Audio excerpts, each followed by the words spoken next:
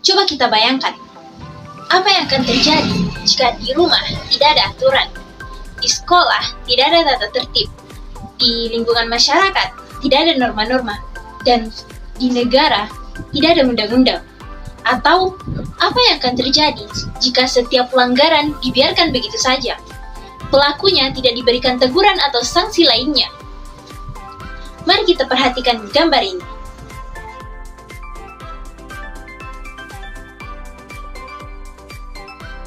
Apa yang dapat kita simpulkan dari gambar tersebut? Iya, gambar tersebut merupakan dampak dari tidak dipatuhinya hukum. Ketika hukum tidak dipatuhi, yang akan terjadi adalah kekacauan di segala bidang kehidupan. Setiap orang akan berbuat seenaknya atau menghalalkan segala cara untuk mencapai tujuannya, sehingga ketentraman, keamanan, dan ketertiban tidak akan terwujud. Supaya hal-hal yang dikemukakan tadi tidak terjadi, perlu diupayakan dilakukannya proses perlindungan dan penegakan hukum. Tapi, apa perlindungan dan penegakan hukum itu? Apa hubungan antara perlindungan dan penegakan hukum? Mengapa perlindungan dan penegakan hukum itu harus ada? Dan bagaimana jika perlindungan dan penegakan hukum itu tidak ada? Untuk mengetahui hal itu semua, mari kita bahas.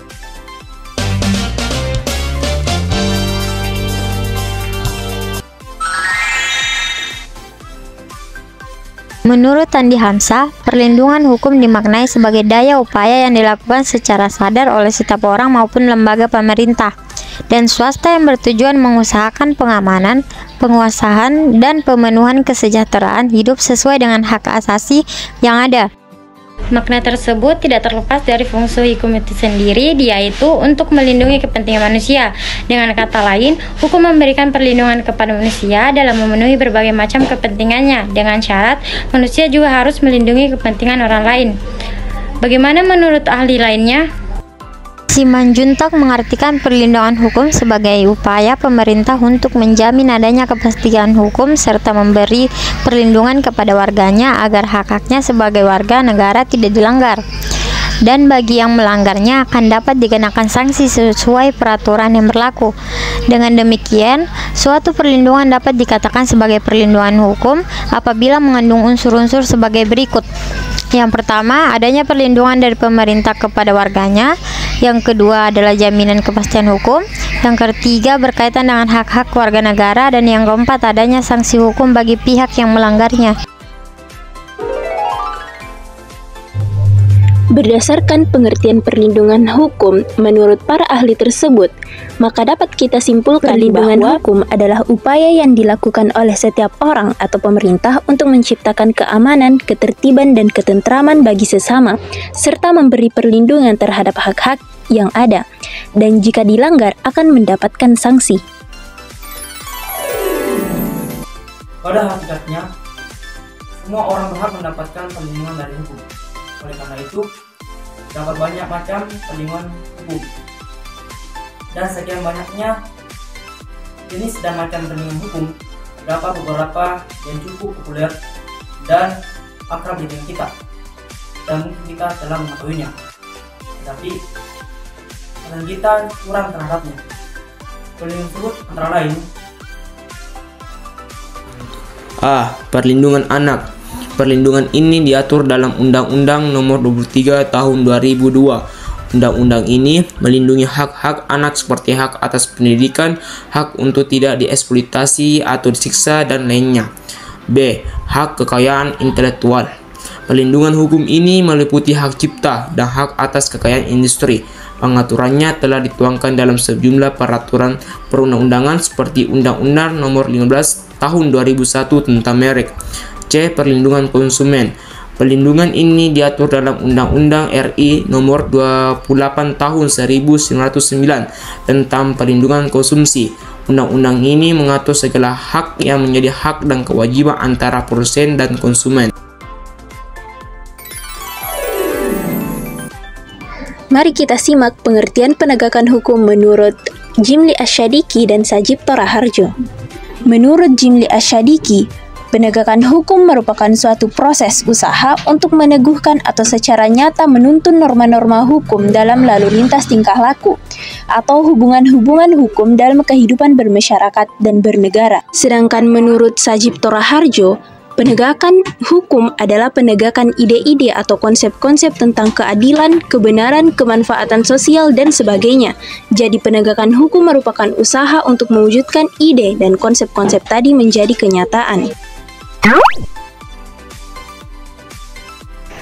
Penegakan hukum adalah proses dilakukannya upaya tegak atau berfungsinya norma-norma hukum secara nyata sebagai pedoman pelaku dalam lalu lintas atau hubungan-hubungan hukum dalam kehidupan bermasyarakat dan bernegara. Hubungan antara perlindungan dan penegakan hukum. Perlindungan hukum dapat terwujud apabila proses penegakan hukum dilaksanakan. Penegakan hukum merupakan syarat terbentuknya perlindungan hukum. Kepentingan setiap orang akan terlindungi apabila ada hukum yang mengaturnya dan dilaksanakan baik oleh masyarakat maupun aparat penegak hukum.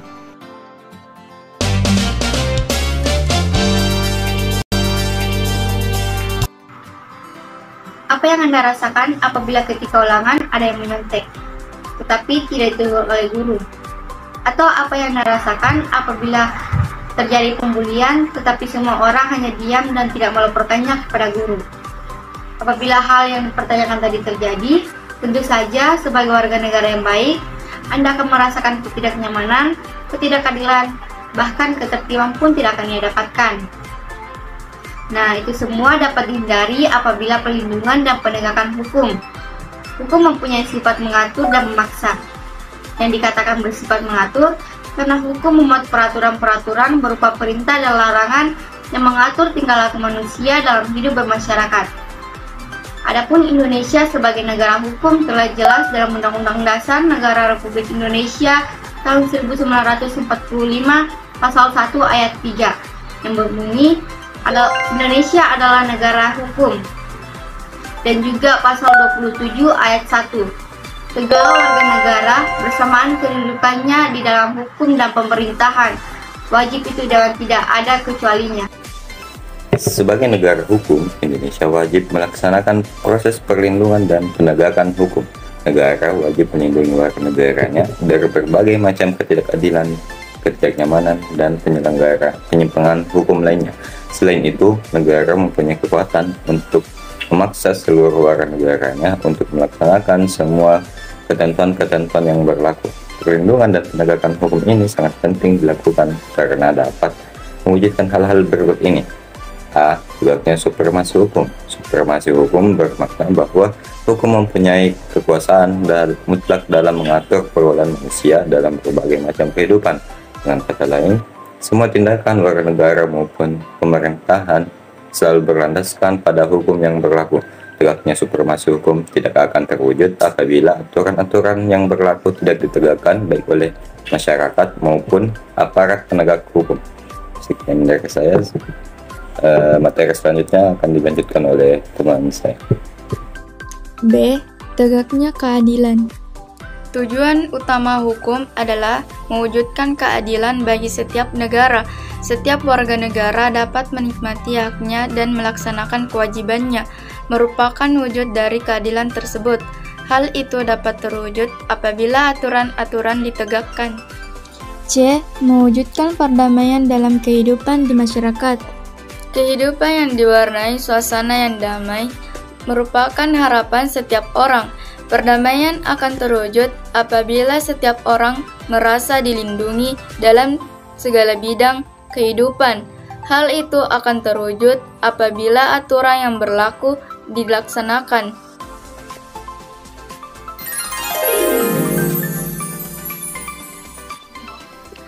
A. Hukumnya. Dalam hal ini, yang dimaksud adalah undang-undang yang dibuat tidak boleh bertentangan dengan ideologi negara. Selain itu, penyusunan undang-undang dibuat haruslah menurut ketentuan yang mengatur kewenangan pembuatan undang-undang, sebagaimana diatur dalam konstitusi negara. B. Penegak hukum, yakni pihak-pihak yang secara langsung terlibat dalam bidang penegakan hukum. Penegak hukum harus menjalankan tugasnya dengan baik, sesuai dengan peranannya masing-masing yang telah diatur dalam peraturan perundang-undangan. Masyarakat, yakni masyarakat lingkungan di mana hukum tersebut berlaku atau diterapkan. Maksudnya, warga masyarakat harus mengetahui dan memahami hukum yang berlaku, serta menaati hukum yang berlaku dengan penuh kesadaran akan pentingnya dan perlunya hukum bagi kehidupan masyarakat. D. Sarana atau fasilitas yang mendukung. Penegakan hukum sarana atau fasilitas tersebut mencakup tenaga manusia yang mendidik dan terampil, organisasi yang baik, peralatan yang memadai, keuangan yang cukup, dan sebagainya. Ketersediaan sarana dan fasilitas yang memadai merupakan suatu keharusan bagi keberhasilan penegakan hukum. E. Kebudayaan, yakni sebagai hasil karya cipta dan rasa yang didasarkan pada karsa manusia di dalam pergaulan hidup.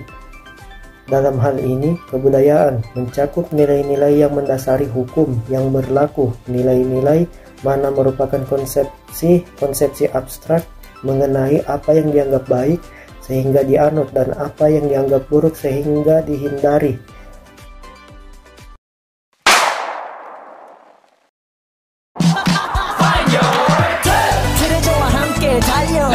Ready for action, let's go. trouble 물을 찾으러